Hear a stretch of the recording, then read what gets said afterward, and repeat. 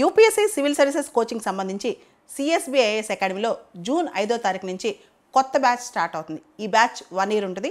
ఇది ఆన్లైన్లో ఆఫ్లైన్లో యాక్సెస్ చేయొచ్చు. భారతదేశంలో ఆర్మ్డ్ ఫోర్సెస్ ఇప్పుడు నెమ్మదిగా మహిళలకి సమాన భాగస్వామ్యం ఇస్తున్నాయా? అవుననే చెప్పాలి.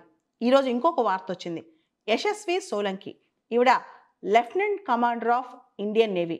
జనరల్గా 8D క్యాంప్ ప్రెసిడెంట్కి 5 ఉంటారు. అంటే ప్రెసిడెంట్ యొక్క రోజువారీ కార్యకలాపాలు, ఆవిడకి అసిస్టెంట్స్, ఆవిడకి సపోర్ట్, ఆవిడ సెక్యూరిటీ, వీటన్నిటికి సంబంధించి ఇండియన్ ఆర్మీ నుంచి 3, నేవీ నుంచి 1, ఎయిర్ ఫోర్స్ నుంచి 1 ఉంటారు.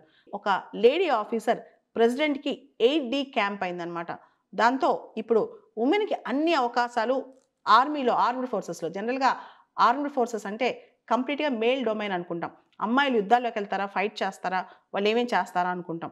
కానీ ఆర్మ్డ్ ఫోర్సెస్ అనేది లాస్ట్ ఫ్రాంటియర్ ఫర్ ఫీమేల్స్ అనమాట.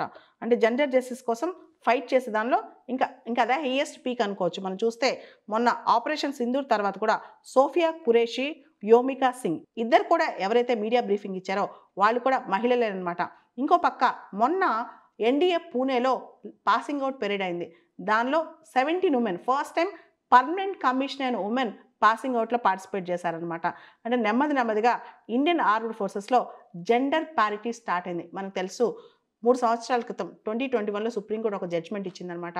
అమ్మాయిలు కూడా పర్మనెంట్ కమిషన్ చేయండి అని చెప్పి. ఆ తర్వాత యూపీఎస్సీ ఎన్డీఏ ఎగ్జామ్కి అమ్మాయిలు కూడా అప్లై చేసుకోవచ్చని ఆడపిల్లలను కూడా చేర్చుకుందనమాట. మనకు తెలుసు అమ్మాయిలు అంటే నాన్ కంబాట్ ఆపరేషన్స్లో అయినా సరే, అంటే డైరెక్ట్గా బ్యాటిల్ ఫీల్డ్కి వెళ్ళి యుద్ధాలనే పక్కన పెడితే అమ్మాయిలు చాలా వ్యూహాత్మకంగా, చాకచక్యంగా బ్రెయిన్తో యుద్ధాలు అనేవి గెలవటం చేతులతో కాలుతో కాదు, బ్రెయిన్తో గెలవాలన్నమాట. మన మైండ్తో గెలవాలి.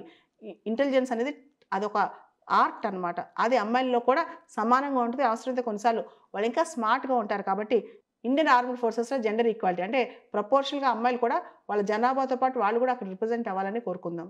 యూపీఎస్సీ సివిల్ సర్వీసెస్ కోచింగ్ సంబంధించి సిఎస్బిఐఎస్ అకాడమీలో జూన్ 5వ తారీఖు నుంచి కొత్త బ్యాచ్ స్టార్ట్ అవుతుంది. ఈ బ్యాచ్ 1 ఇయర్ ఉంటుంది. ఇది ఆన్లైన్లో ఆఫ్లైన్లో యాక్సెస్ చేయొచ్చు.